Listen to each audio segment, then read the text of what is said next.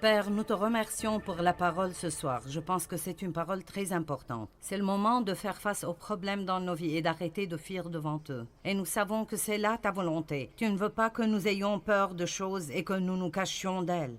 Tu ne veux pas que nous fuyions. En fait, tu veux que nous les traversions. Alors je prie que tu mettes des choses différentes sur le cœur des gens ce soir, dont ils ont besoin de s'occuper. Et que tu fasses ce soir ce que toi seul peux faire. Nous le demandons au nom de Jésus. Amen. Je veux vous parler ce soir de façon dont les gens fuient leurs problèmes. Comment nous évitons des choses au lieu de nous en occuper, parce que je crois que nous sommes dans une période dans notre société où tant de personnes fuient absolument tout, de leurs responsabilités à leur redevabilité.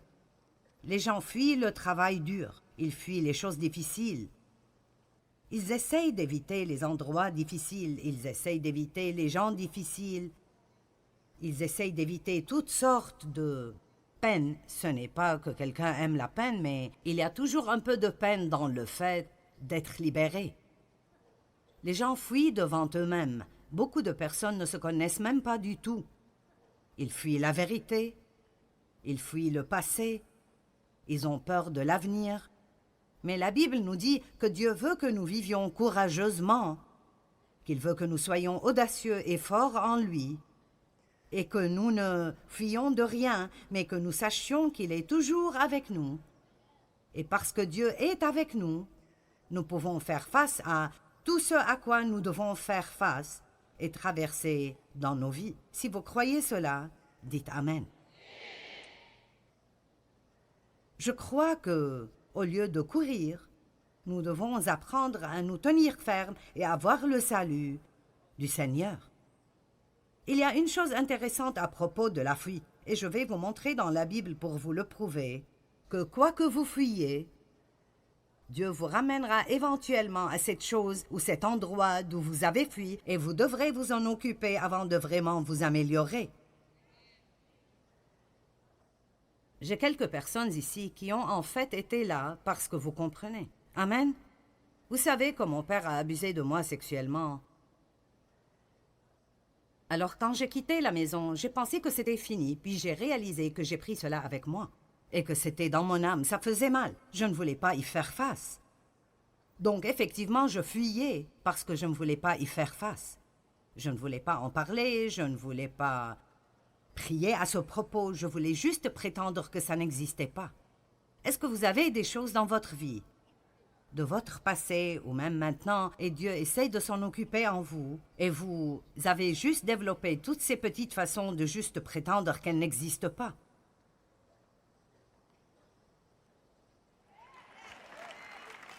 Parce que vous ne voulez pas vous en occuper. Laissez-moi vous dire quelque chose. Mettre les choses sous le tapis, façon de parler, est en fait une chose très dangereuse. Juste parce que vous avez choisi de ne pas les regarder ne veut pas dire qu'elles ne sont pas là.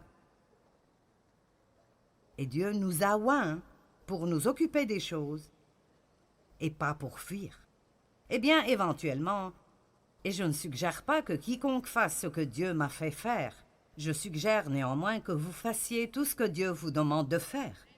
Vous n'avez pas besoin de faire ce que Dieu m'a demandé de faire, mais vous devez faire ce que Dieu vous demande de faire, et il nous guide de façon différente. Donc, je priais un jour et j'ai senti que Dieu me disait « Le moment n'est pas encore arrivé, mais le moment viendra où tu devras aller et confronter ton Père à propos de ce qu'il t'a fait. » Si vous savez déjà ce qu'est l'abus sexuel parce que c'est arrivé avec vous ou parce que vous connaissez quelqu'un avec qui ceci est arrivé, tout cela opère basé sur ce secret horrible. Ne dis à personne, ne dis pas à ta mère, ne laisse personne savoir. L'agresseur vous dit que c'est une bonne chose, mais en même temps il vous dit de le cacher, ce qui n'a pas de sens du tout. Donc j'ai passé ma vie entière à cacher tout ce qu'il me faisait. J'avais peur de dire à quiconque. Et La dernière personne que je pouvais confronter était lui. Je me souviens qu'une fois, je lui ai écrit une lettre lui disant combien ce qu'il faisait me rendait misérable. Et j'ai eu tant de problèmes et j'ai été punie. Et alors j'ai eu peur de même essayer de lui dire quoi que ce soit de nouveau. Et l'une des choses les plus dévastatrices pour moi était d'être forcée d'agir comme si j'aimais quelque chose qu'en fait je haïssais et je détestais. C'était de la manipulation et du contrôle de la pire manière. Alors quand Dieu m'a dit que j'allais devoir aller et le confronter, et lui parler ouvertement à propos de ce qu'il m'avait fait et comment ça m'avait affecté, le fait même de penser à cela m'effrayait énormément, et c'était la dernière chose que je voulais faire. Et j'étais vraiment heureuse quand ce jour, Dieu m'a dit « Le moment n'est pas venu, mais il arrivera. » Et alors peut-être que je pourrais vous dire ce soir que Dieu veut juste que vous vous apprêtiez, au moins mentalement, pour que vous soyez prêts à vous occuper de choses dont vous devez vous occuper pour aller bien. Vous voyez, le fait est que vous ne pouvez pas fuir des choses et vous cacher et vraiment aller bien. Que ce soit un péché dans votre vie dont vous devez vous occuper avec Dieu, que vous ayez besoin de faire des restitutions à quelqu'un que vous avez vraiment peiné et blessé, peut-être que quelqu'un dans votre vie vous a vraiment maltraité, et il vit dans ce monde de fantaisie où ça ne l'a même pas gêné. Et pour son bien, vous devez retourner et d'une façon aimante vous asseoir et le confronter et lui dire ce qu'il vous a fait et comment vous vous êtes senti. Parfois, vous ne pouvez pas avancer sans cela. Et je sais que pas tous d'entre vous sont blessés, comme j'ai été blessée ou comme d'autres personnes ici ont été blessées. Mais je crois que ce que je vais partager avec vous peut être appliqué à chacun d'entre nous d'une certaine façon ou d'une autre, même les gens qui laissent les autres personnes les manipuler parce qu'ils ont peur de les énerver. Ne laissez pas quelqu'un d'autre voler votre vie parce que vous avez peur de leur dire « Tu n'as vraiment pas le droit de me contrôler et de me manipuler et je ne te laisserai pas continuer à le faire. » Quelqu'un peut dire « Amen » ? Nous voulons être sous l'autorité divine et être soumis, mais cela ne veut pas dire que vous laissez quelqu'un d'autre vous manipuler et vous contrôler et vivre votre vie pour vous. Nous devons vouloir plaire à Dieu et pas plaire aux gens. J'étais heureuse que Dieu ne m'a pas fait faire cela tout de suite parce que je n'étais pas prête. Je ne sais pas combien de temps est passé, peut-être 2 ans, et je passais du temps avec le Seigneur un jour, et je veux dire, juste au milieu de la prière, j'ai entendu le Saint-Esprit dire « C'est le moment ». Oh mon Dieu, eh bien, je tremblais tellement et j'avais si peur. Mais Dave est venu avec moi et je me suis assise devant mon père. Et ma mère était là et j'étais vraiment anxieuse à propos de ce qui allait arriver avec elle parce qu'elle avait déjà eu une dépression nerveuse, parce qu'elle ne s'était pas occupée de ses propres problèmes. Et je ne voulais pas la rendre malade de nouveau et je suis revenue à essayer de protéger une mère qui ne m'a jamais protégée. C'est plutôt intéressant, n'est-ce pas? Comment vous arrivez dans ces choses stupides? Me voici, en train d'essayer de la protéger, elle qui ne m'a jamais protégée. Et alors c'était une scène effrayante, mais je me souviens de l'avoir confrontée en disant « Nous devons parler de ce que tu m'as fait ». Et là, il s'est énervé et a commencé à hurler toutes sortes de choses. « Eh bien, tu voulais que je le fasse ?» J'ai dit « Ceci est ridicule. Tu me contrôlais par la peur et je te haïssais et je haïssais chacune des choses que tu as faites avec moi. » Et donc, je lui ai juste dit « Ce que tu m'as fait m'a vraiment blessée et ça a vraiment causé beaucoup de problèmes dans ma vie. Et j'avais juste besoin de te dire comment ça me fait me sentir. » Mais je lui ai aussi dit qu'en raison de mon amour pour Dieu, j'étais prête à lui pardonner. Mais je voulais qu'il s'en occupe pour qu'il puisse aller mieux et ne pas juste enfuir et s'en cacher. Eh bien, vous savez, ça ne s'est pas terminé comme j'aurais aimé que ça se termine, mais j'ai obéi à Dieu. Et alors une porte de liberté s'est ouverte pour moi qui n'aurait jamais été ouverte si j'avais continué à laisser la peur de l'homme me manipuler et me contrôler. Dieu n'est pas content de nous quand nous avons plus peur de l'homme que nous avons une crainte révérentielle pour Dieu. Je ne dis pas d'avoir peur de Dieu, mais quand Dieu dit que c'est le moment de nous occuper de cela, c'est le moment de nous occuper de cela et nos vies ne marcheront pas bien si nous ne le faisons pas. J'ai dit cela ce matin et je le dirai de nouveau pour beaucoup d'entre vous. Je viens avec une parole prophétique ce soir en vous disant, c'est le moment. C'est le moment de sortir ces choses de sous le tapis que vous avez entassées là-dessous. Vous ne voulez pas entasser ces choses.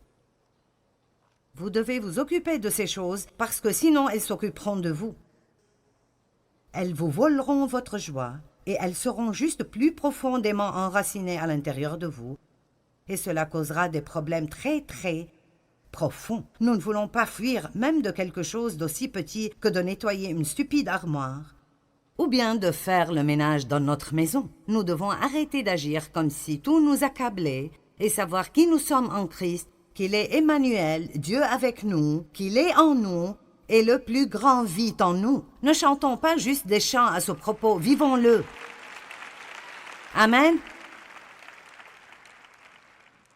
Et alors, j'ai trouvé que Dieu m'a fait retourner pour confronter certaines choses avant que je ne puisse vraiment aller mieux et continuer. J'ai aussi eu beaucoup de difficultés avec des personnes qui étaient comme mon père. Si vous avez été élevé par quelqu'un qui a un certain type de personnalité et ils vous ont vraiment maltraité, vous aurez peut-être la même réaction que moi. Eh bien, ma mère était vraiment faible et elle ne faisait pas face à mon père, même si elle savait ce qu'il faisait. Et alors j'ai grandi en haïssant la faiblesse. Je veux dire, je détestais la faiblesse. Je ne voulais entendre personne en train de...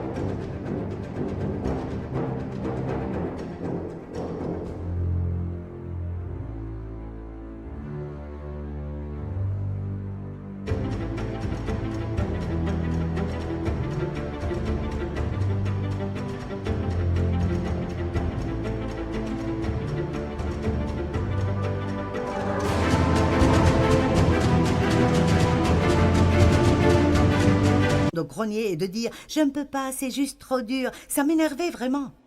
Et je suis devenue l'une de ce genre de personnes. Je ferai tout ce que je veux faire. Eh bien, ceci a un bon côté parce que ça m'a aidé à persévérer et même à faire beaucoup des choses que je fais aujourd'hui. Mais je ne pouvais pas laisser cela devenir comme si je voulais que tout le monde dans le monde entier soit comme moi et déteste tout le monde qui n'est pas fort. J'avais aussi un problème avec la personnalité de mon père. Et alors, j'avais deux façons d'agir avec les gens. Soit je sortais avec quelqu'un que je pouvais contrôler, ou si je sortais avec quelqu'un de vraiment fort, je me soumettais de nouveau comme je le faisais devant l'autorité de mon père et je le laissais me contrôler. Et ce n'est pas une façon de vivre. Nous avons besoin d'être libres d'être nous-mêmes. D'être ce que Dieu nous a créés pour être, de prendre nos propres décisions, de vivre notre propre vie, de vivre pour plaire à Dieu et non pour être manipulés et contrôlés par le passé ou par les personnes de notre passé. Amen. Quoi que l'on vous ait fait, vous n'avez pas à continuer à saigner pour le reste de votre vie. Donc, quand vous fuyez quelque chose, ultimement, Dieu vous fera revenir et y faire face. Moïse, Actes chapitre 7, verset 22.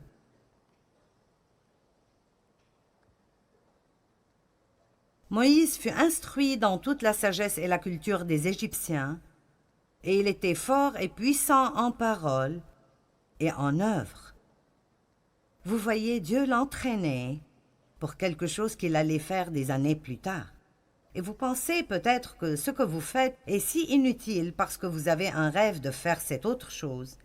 Mais tout ce que nous faisons fait partie de la chose suivante que nous ferons. Amen. Et il avait 40 ans lorsqu'il lui vint dans le cœur de visiter ses frères, les fils d'Israël, pour les aider. Il avait un désir d'aider les gens. C'était bien. Il en vit un qu'on maltraitait injustement. Et prenant la défense de l'homme opprimé, il le vengea et frappa l'Égyptien et le tua. Il pensait, et j'aime ce verset, et je vous parlerai un peu plus à son propos demain. Il pensait que ses frères comprendraient que Dieu voulait se servir de lui pour les libérer. Il avait pris pour acquis qu'ils l'accepteraient, mais ils ne le comprirent pas. J'ai pensé que quand Dieu m'a appelé dans le ministère, que tout le monde applaudirait, mais ils n'ont pas applaudi. Ils n'ont pas compris, ils n'étaient pas enthousiasmés, et j'ai eu l'opposé exact de ce à quoi je m'attendais des gens. Est-ce que vous obtenez parfois l'opposé exact de ce que vous attendiez des gens? Dieu ne veut pas que nous prenions nos décisions basées sur si les gens applaudissent ou pas. Il veut que nous le fassions parce que nous croyons que c'est ce qu'il veut que nous fassions. C'est le moment pour que certaines personnes se lèvent et soient fortes en le Seigneur et arrêtent d'être manipulées par l'opinion populaire. Le lendemain, il vit soudainement deux d'entre eux se battre et se disputer. Il essaya de réconcilier les adversaires en disant « Vous êtes des frères, pourquoi alors vous faites-vous du mal ?» Mais celui qui maltraitait son compagnon le repoussa en disant « Qui t'a établi comme juge sur nous? Voudrais-tu aussi nous tuer comme tu as tué hier l'Égyptien » Verset 29. Quand Moïse entendit cela, il prit la fuite. Ça veut dire qu'il s'est enfui et alla vivre comme un exilé et un étranger dans le pays de Madian, où il est devenu le père de 2 fils. Et 40 ans plus tard, donc maintenant il avait 80 ans. Mon Dieu, la fuite fait perdre beaucoup de temps. Là, Dieu lui apparut dans le désert. Vous remarquerez que dans 4 de ces endroits que je partagerai avec vous ce soir, à chaque fois que ces personnes fuyaient, ils ont toujours terminé dans le désert. Est-ce que vous me suivez ce soir? Le désert est un endroit sec, misérable et malheureux. Vous ne vous sentez pas bien dans votre vie, et puis ça développe toutes sortes d'autres problèmes, parce que si vous n'aimez pas ce que vous faites, puis vous devez trouver une excuse et blâmer ce que vous faites sur quelqu'un d'autre. Et nous allons si loin dans le trou du lapin blanc que nous n'avons aucune idée de comment sortir. Donc, 40 ans plus tard, et il avait maintenant 80 ans, Dieu lui apparut dans un buisson en feu. Moïse, voyant cela, fut émerveillé par cette apparition. Et comme il s'approchait pour l'examiner, la voix du Seigneur se fit entendre en disant « Je suis le Dieu de tes pères, le Dieu d'Abraham, d'Isaac et de Jacob. » Et Moïse tremblait et était si terrifié qu'il n'osait même pas regarder. Puis le Seigneur lui dit « Ôte tes souliers de tes pieds, car le lieu sur lequel tu te tiens est une terre sainte. » Verset 34, « J'ai assurément vu la souffrance et l'oppression de mon peuple en Égypte. J'ai entendu ses gémissements et ses lamentations, et je suis descendu pour le délivrer. Regardez cela. Et maintenant viens, et je t'enverrai en Égypte. » Allez, quelqu'un doit crier. Comment pouvons-nous être libérés de quoi que ce soit si nous en fuyons? Comment pouvons-nous possiblement être libres de cela si tout ce que nous espérons est de ne pas avoir à nous en occuper? Si notre but est de ne jamais avoir à nous en occuper, je peux vous garantir que le diable s'assurera que vous le trouverez à chaque tournant. Et la façon d'arriver au point où vous n'avez pas peur des choses est de leur faire face. La seule façon de chasser la peur est de lui faire face quand vous la confrontez. Vous devez apprendre comment le faire même effrayé. Devant mon père, j'avais si peur, je tremblais, j'étais nerveuse. Mais je ne pouvais pas arriver de l'autre côté de cela si je ne m'en occupe pas. La seule façon dont vous pouvez être libre est de vous occuper des choses. La vérité vous rendra libre, mais la vérité doit être appliquée dans votre vie pour que vous soyez libre. Il s'est enfui de l'Égypte et Dieu l'a renvoyé en Égypte. Genèse chapitre 16, versets 8 et 9. Maintenant, je sais que certains pensent, comment est-ce que cela s'applique à moi? Eh bien, Dieu vous le montrera. Je pense que certaines personnes ont des choses enfouies si profondément en eux qu'elles sont sous tellement de couches, elles leur font toujours mal et leur causent de la peine. Mais ils ne réalisent même pas que c'est un problème. Genèse chapitre 16, versets 8 et 9. Maintenant, ceci est une situation où Dieu a promis un enfant à Abraham et Sarah. Et Sarah ne devenait pas enceinte assez rapidement. Et plusieurs années sont passées et elle était déçue, alors elle a trouvé cette idée très charnelle et lumineuse qu'elle ferait de sa servante, Agar, la femme secondaire de son mari. Et vous penserez que n'importe quelle femme serait plus intelligente que cela, mais elle ne l'était pas. Et Agar est devenue enceinte, et puis elle a développé une attitude envers Sarah. Aujourd'hui, ce serait quelque chose comme « je suis enceinte et tu ne l'es pas ».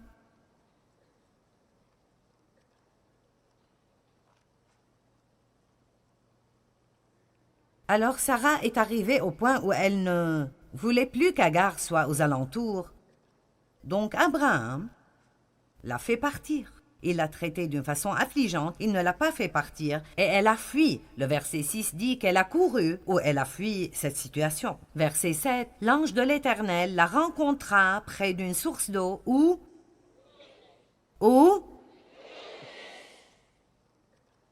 sur le chemin de Chour, il lui demanda, « Agar, servante de Sarai, d'où viens-tu et où vas-tu » Elle répondit, « Je m'enfuis de chez ma maîtresse. » Et regardez ce que Dieu lui a dit. Il n'a pas dit « Je comprends, fuis vite ». Il est écrit, l'ange de l'Éternel lui dit « Retourne ».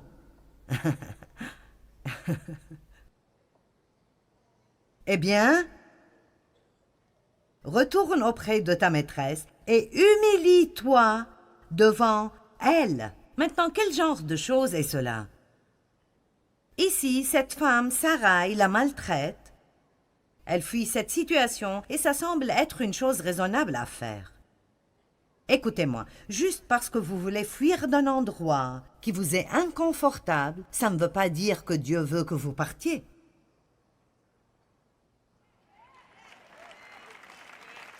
Maintenant, nous sommes connectés. Il y a un temps où nous devons partir d'endroit, mais ce n'est pas quand vous le voulez, c'est quand Dieu vous fait partir. Dieu a dit à Abraham de partir. Pars de là où tu es, éloigne-toi de ta famille et de tous tes proches et va à un endroit que je te montrerai. Ils étaient tous païens.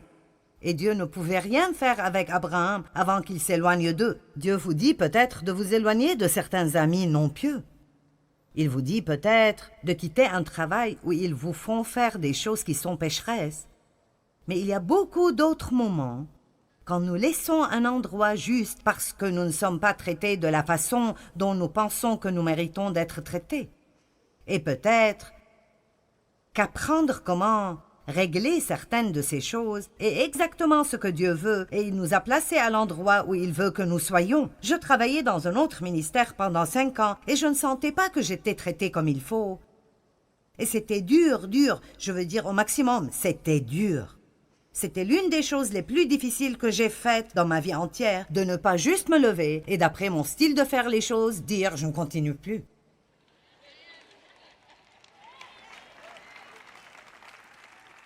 Mais cela aurait été facile. Et puis, une fois de plus, j'aurais pu éviter quelqu'un d'autre qui avait la personnalité de mon père.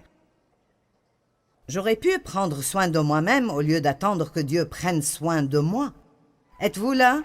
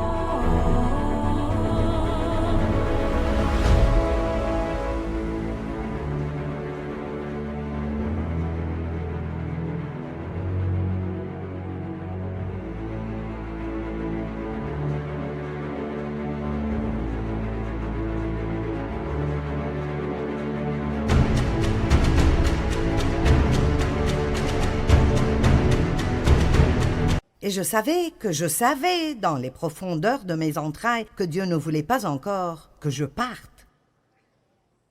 Juste parce que vous voulez faire quelque chose, ça ne veut pas dire que vous pourrez le faire. Dois-je dire ça de nouveau? Juste parce que vous voulez faire quelque chose, ça ne veut pas dire que vous pourrez le faire. Si nous allons être vraiment soumis à Dieu, pensez-vous que c'était facile pour Dave de rester avec moi les premières années de notre mariage? Ça ne pourrait pas l'être. Et je ne pense pas que Dave a vraiment un jour sérieusement pensé partir, mais il est finalement arrivé au point où il m'a dit « Si tu continues d'agir comme tu agis, je ne suis pas sûre de ce qui va se passer. » Et ceci était en quelque sorte comme si Dave disait « Je pourrais très bien abandonner si cela continue. » Et je savais qu'il n'était pas le type de personne qui ferait des menaces. Il m'a épousée parce qu'il sentait dans son cœur qu'il était supposé le faire, et il était engagé à rester jusqu'à la fin. Et je crois que parfois Dieu prendra un chrétien mature et il le mettra avec quelqu'un qui est brisé et qui a besoin d'aide. Oui, je sais que certains d'entre vous disent « Oh mon Dieu !»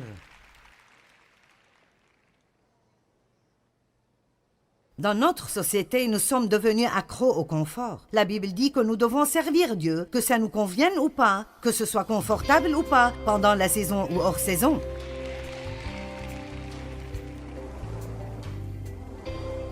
Souvent, nous avons tous une tendance de fuir des choses auxquelles nous devrions faire face. Est-ce qu'il y a un géant dans votre vie auquel Dieu vous demande de faire face et maintenant vous fuyez devant lui? Eh bien, tenez-vous fermement et voyez le salut du Seigneur. Dieu veut vous aider, mais vous devez l'approcher dans la foi, pas la peur.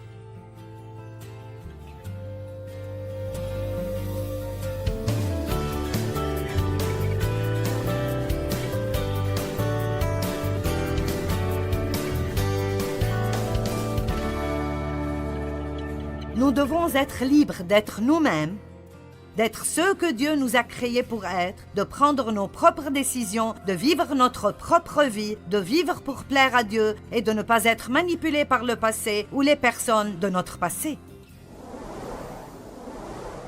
Donc Moïse s'est enfui et Dieu l'a renvoyé.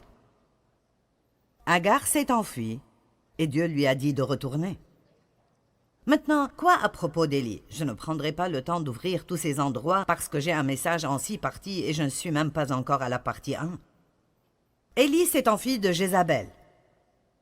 Il s'est enfui dans le désert.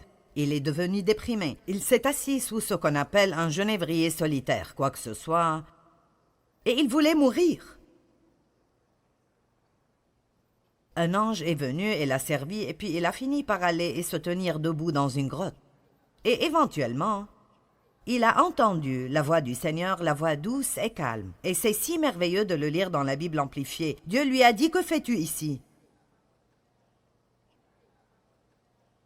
Si vous êtes dans une situation difficile et tout ce que vous faites est de vous asseoir, à vous apitoyer sur vous-même jour après jour, parce que vous n'êtes pas à l'endroit où vous voulez être, peut-être que Dieu vous dit ce soir « Qu'est-ce que vous faites ?» Où que Dieu vous ait mis, il vous donnera la grâce d'être là avec une bonne attitude.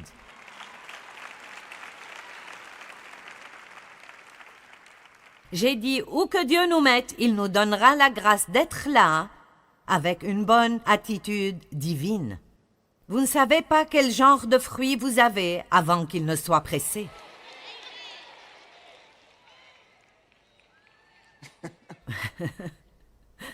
Vous pouvez chanter des chants à propos de l'amour, la joie, la paix, la patience, la bonté, la bienveillance, la fidélité, la douceur et la maîtrise de soi. Mais vous ne saurez pas si vous pouvez opérer dans le fruit de l'esprit ou pas jusqu'à ce que quelqu'un vous gêne ou vous pousse. Alors ne pensez pas que Dieu ne vous laissera pas entrer dans des endroits difficiles, parce qu'il ne vous laissera pas seulement y aller, il vous y mènera. Le Saint-Esprit a mené Jésus dans le désert pour qu'il soit tenté par le diable 40 jours et 40 nuits. Il n'a pas erré là-bas parce qu'il était perdu. Le Saint-Esprit l'a mené là-bas pour être testé et tenté. Il devait faire face au diable et faire savoir au diable qu'il n'allait pas fuir devant lui. Le petit David a dû faire face à Goliath avant de pouvoir un jour être roi. Quel que soit le genre d'onction qui est sur vos vies, ou ce que vous êtes appelés à faire, ou le type de bénédiction que Dieu a préparé pour vous, tant que vous fuyez des choses, vous ne porterez jamais la couronne.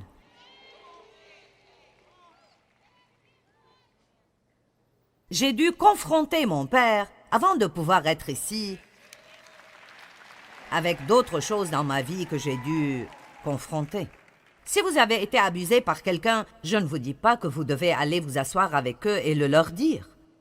Dieu veut peut-être que vous confrontiez quelqu'un, mais ne le faites pas parce que je l'ai fait. Assurez-vous que vous entendez Dieu à propos de ce qu'il voudrait que vous fassiez. Dieu ne s'occupe pas de tout le monde de la même manière, et peut-être que ce n'est pas sage du tout pour vous de faire cela.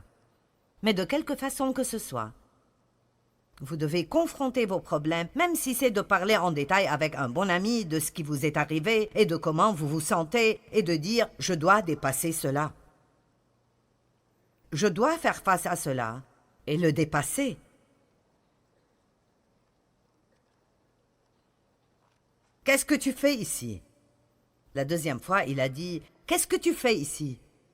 Et si vous lisez 1 Roi chapitre 19, Dieu lui a dit « Je veux que tu sortes de cette grotte, repars d'où tu es venu, reviens au travail, oins un nouveau prophète, oins un nouveau roi. » Et j'aime ce qu'il a dit. Il lui a dit d'oindre Élisée pour qu'il prenne sa place. Je me demande s'il a aimé cela. Je ne veux pas seulement que tu arrêtes de t'apitoyer sur toi-même, Joyce. Je veux que tu commences à enseigner d'autres personnes qui prendront ta place quand tu mourras. Eh bien, merci, Seigneur.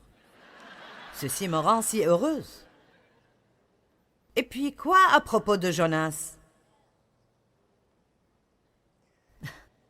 Oh oui, c'était vraiment quelque chose. Nous devons lire cela. Jonas chapitre 1.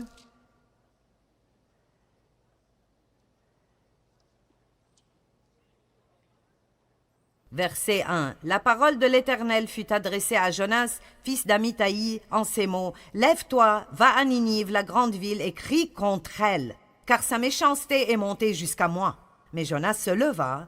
Pour s'enfuir, il a voulu s'échapper à Tarsis, loin de la face de l'Éternel, en tant que prophète. Si vous regardez une carte, Tarsis est tout à fait la direction opposée de là où Dieu lui a dit d'aller. Je me demande combien de personnes courent tout à fait dans la direction opposée de la volonté de Dieu. En fait, je me sens ointe pour parler à mon audience à la télé maintenant pendant quelques minutes. Je sais que vous êtes là, je ne parle pas juste aux personnes dans cette salle. Je me demande combien d'entre vous savent tout au fond de vous que il y a un appel spécial de Dieu sur votre vie, et peut-être que vous avez décidé que vous préférez le monde des affaires. Eh bien, ça ne marchera pas. Si vous fuyez Dieu et vous fuyez la volonté de Dieu pour votre vie, vous ferez mieux d'abandonner tôt. Et vous pouvez vous épargner beaucoup de temps dans le désert. Ou, comme Jonas, beaucoup de temps dans le ventre du poisson. C'est si intéressant qu'il s'est enfui devant Dieu. Et le chapitre 2, verset 1 dit « L'Éternel fit venir un grand poisson pour avaler Jonas. » Et Jonas resta dans le ventre du poisson durant 3 jours et 3 nuits. Maintenant, le chapitre 2 nous dit tout à propos de cette expérience dans le ventre du poisson, les algues sur son visage et les vagues qui le frappent. Pouvez-vous imaginer la puanteur et la saleté? Finalement, quand il a prié, le poisson l'a rejeté sur terre. Chapitre 3, verset 1. L'Éternel adressa la parole une seconde fois à Jonas en ces termes. « Lève-toi, va à Ninive. »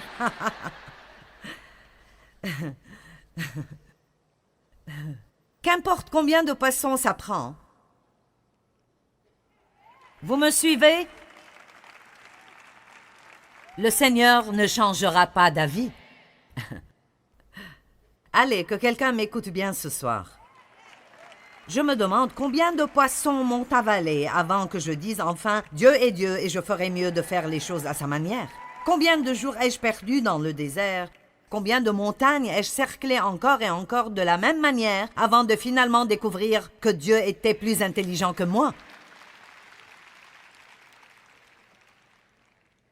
Amen, amen et amen. Maintenant, parlons de certaines manières dont nous fuyons nos problèmes. De simples petites choses que probablement tout le monde traverse, mais nous ne les voyons pas pour ce qu'elles sont, alors nous voulons donner certaines révélations. L'une des façons dont nous fuyons est en faisant des excuses.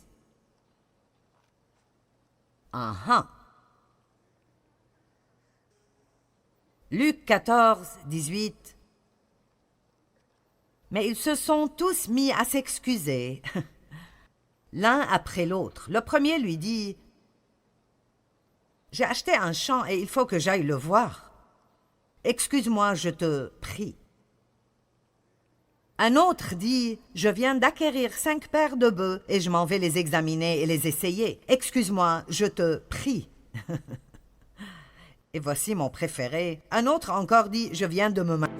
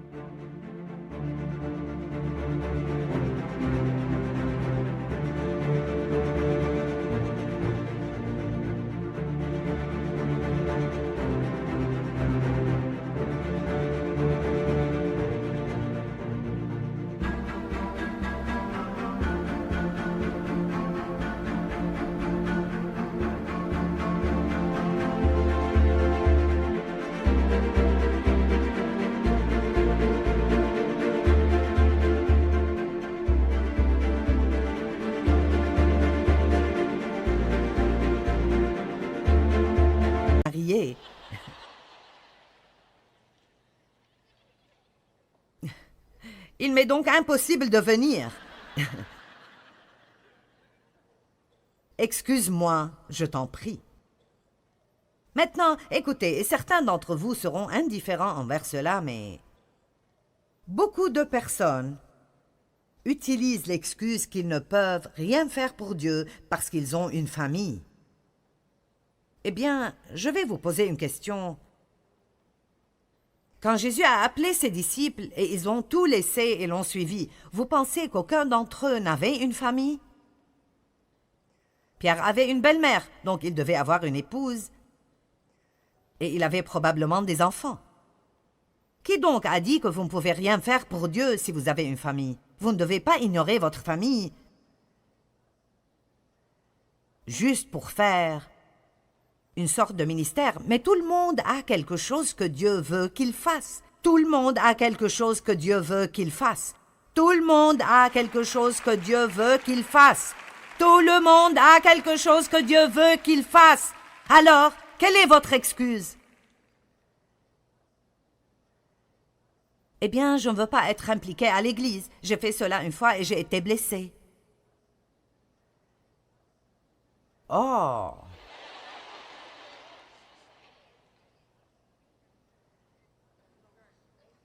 Écoutez, j'ai été si blessée à l'église que j'ai pensé que je ne guérirais jamais. Ne pensez pas que vous n'allez jamais être blessé à l'église. Certaines des personnes les plus méchantes sont dans l'église.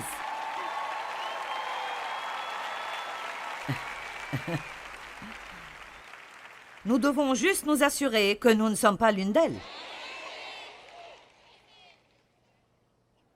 Amen. Quelle est votre excuse? Savez-vous que je n'ai même pas commencé ce ministère avant? J'ai commencé à enseigner à la maison quand j'avais près de 36 ans. Et puis, j'ai fait cela pendant 5 ans. Et puis, J'ai travaillé à une église pendant un moment. Je n'ai même pas commencé ce ministère jusqu'à avoir 42 ans. Je n'avais même pas commencé jusqu'à ce moment. Et j'avais 4 enfants, 3 adolescents et un bébé. Alors, s'il vous plaît, ne me dites pas que vous ne pouvez pas faire quoi que ce soit pour Dieu parce que vous avez un mari, ou vous avez des enfants, ou vous avez des responsabilités. Ou parce que vous êtes seul. Amen. Celle-là est bonne aussi. Ce pourrait même être mieux. Eh bien, je n'ai personne pour m'aider. Peut-être après de me marier, je servirai Dieu. Peut-être après que mes enfants aient grandi, je servirai Dieu. Puis-je juste vous dire qu'aucune excuse ne sera acceptée par Dieu? Pas « c'est trop difficile » ou « je suis trop jeune » ou « je suis trop vieux » ou « je n'ai pas la bonne éducation ». Galates 5, 13.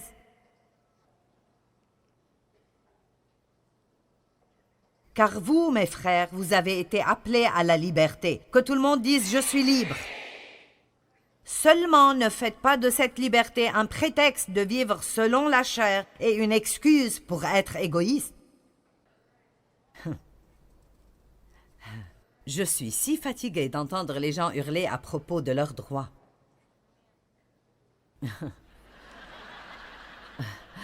Laissez-moi vous poser une question. Quand on parle de l'obtention de vos droits, quand est-ce que c'est acceptable que ça me prive de mes droits? Amen? Je suis désolée, mais je ne comprends pas cela. À ce qu'il paraît, aujourd'hui, tout le monde a des droits, sauf les chrétiens.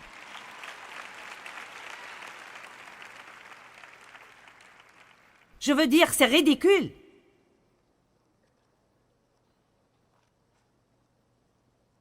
Je suis libre de faire ce que je veux faire. Eh bien, pas si ça fait du mal à quelqu'un d'autre. C'est ce que dit la Bible.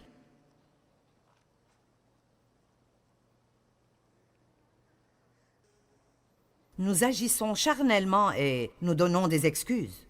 Nous donnons des excuses pour un manque de maturité spirituelle. Je suis fatiguée, je suis grincheuse parce que je ne me sens pas bien. Je suis grincheuse ce soir. Tout ça parce que j'ai eu une mauvaise journée au travail. D'accord, j'irai à la chose suivante. Les excuses sont des raisons fourrées avec des mensonges.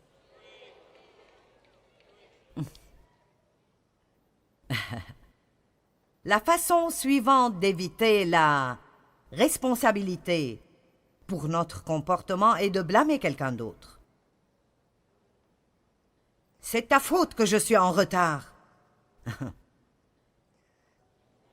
Si ce téléphone n'avait pas sonné, je ne serais pas en retard. Pourquoi ne pas éviter de répondre? Pourquoi ne pas se lever un peu plus tôt chaque jour, ce qui demandera d'aller au lit un peu plus tôt ou préparer des choses la nuit d'avant pour ne pas faire l'excuse chaque jour, jour après jour, d'être en retard où que vous alliez? Si vous avez le problème d'être en retard partout où que vous allez, alors c'est un problème. Et c'est un problème qui doit être réglé parce que ce n'est pas juste pour les autres personnes de toujours devoir vous attendre. Mais tant que vous faites des excuses pour cela, vous ne serez jamais libre de cela. J'espère que vous m'aimerez toujours quand je finis ce soir. Maintenant, vous savez, les gens aujourd'hui sont vraiment en train de fuir la responsabilité. Les parents aujourd'hui, à cause d'un manque de vouloir juste s'occuper des choses, laissent passer les choses. C'est juste trop stressant. Si un parent accepte les demandes d'un enfant pour trop de sucreries et l'enfant tombe malade, est-ce la faute des parents ou la faute de l'enfant? Mais aujourd'hui, comme le monde marche, si le petit Johnny mange trop de bonbons et tombe malade, maman poursuit la compagnie en justice. Parce qu'ils ont fait les bonbons que le petit Johnny trouve bons, et elle obtient $1 million. Les choses sont devenues si bizarres. Mais laissez-moi vous dire, en tant que croyants en Jésus-Christ et les gens qui représentent le Dieu de toute la terre, nous n'appartenons pas au monde, nous sommes dans le monde, mais pas du monde, et nous ne pouvons pas être comme lui. Et nous devons être responsables. Maintenant, laissez-moi vous dire quelques leçons tristes, mais dont nous pouvons, espérons-le, apprendre quelque chose. Et donc, ma mère savait que mon père abusait de moi. Parce que je le lui ai dit quand j'avais près de 9 ans. Et elle l'a confronté, mais il a menti, et j'ai fini par avoir des problèmes de sa part, et je me suis sentie seule. Et puis, quand j'ai eu 14 ans, elle est entrée dans la maison et l'a attrapé. Elle est sortie de la maison et est revenue 2 heures plus tard et n'a plus jamais dit quoi que ce soit d'autre. Maintenant, je ne comprends pas comment elle a pu faire cela, mais c'était la peur. Elle avait peur de lui. Elle avait peur de ne pas pouvoir s'occuper d'elle-même si elle le quitte. Et 35 ans après que tout cela soit arrivé, elle m'a finalement dit un jour « Je suis désolée pour ce que j'ai laissé ton père te faire. Je ne pouvais juste pas faire face au scandale. » Maintenant, je veux juste vous montrer ce que la fuite vous fait. D'accord? Si elle l'avait confronté et avait mis sa confiance en Dieu et avait dit « Je ne sais pas ce que je ferai, mais je sortirai ma fille de cette situation. Dieu prendra soin de moi. Il m'aidera. » Combien ma vie aurait-elle pu être différente? La vie de mon frère n'aurait pas été comme elle l'a été, et sa vie n'aurait pas été comme elle l'a été. Et je pense que c'est un message très important pour quelqu'un ce soir, quelqu'un dans cette salle ou quelqu'un qui regarde à la télé. Vous devez confronter les choses, mais à cause de la peur, strictement à cause de la peur. Elle s'est enfuie et s'est cachée, elle s'est enfuie et s'est cachée. Et la culpabilité a éventuellement rongé sa santé mentale jusqu'à ce qu'elle ait une dépression nerveuse complète et elle a dû faire des traitements pendant 2 ans. Elle n'était plus jamais la même après cela. Je veux dire, presque n'importe quel expert vous dira que plus de 80% de toutes les maladies commencent par le stress. Avant que je ne m'occupe de tout le désordre dans ma vie, j'avais des maux de tête, j'avais des migraines, mes hormones étaient détraquées, j'étais fatiguée tout le temps. Vous ne pouvez pas vous cacher des choses et fuir les choses parce qu'elles continueront de s'occuper de vous. Laissez-moi vous dire, tout endroit où Dieu vous mène, il est prêt à vous faire le traverser et à vous en sortir dans la victoire. Amen. C'est le moment. C'est le moment. C'est le moment d'arrêter de courir. Allez, donnons gloire à Dieu ce soir.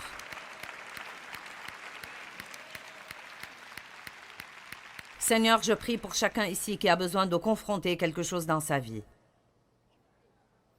Qu'ils sachent que tu ne les emmèneras jamais quelque part où tu ne peux pas les protéger. Et que même si ça pourrait être difficile, ça vaudra la peine à la fin. Ils n'ont pas besoin d'être pressés, ils ont besoin de prier et d'entendre de toi et de commencer à faire des pas, un pas à la fois. Donc je prie pour un déversement spécial de ton esprit et une onction spéciale sur des personnes d'audace et de courage pour qu'ils ne fuient plus jamais devant rien dans leur vie. Je te remercie, Seigneur, parce que tu libères les gens. Au nom de Jésus. Amen. Merci.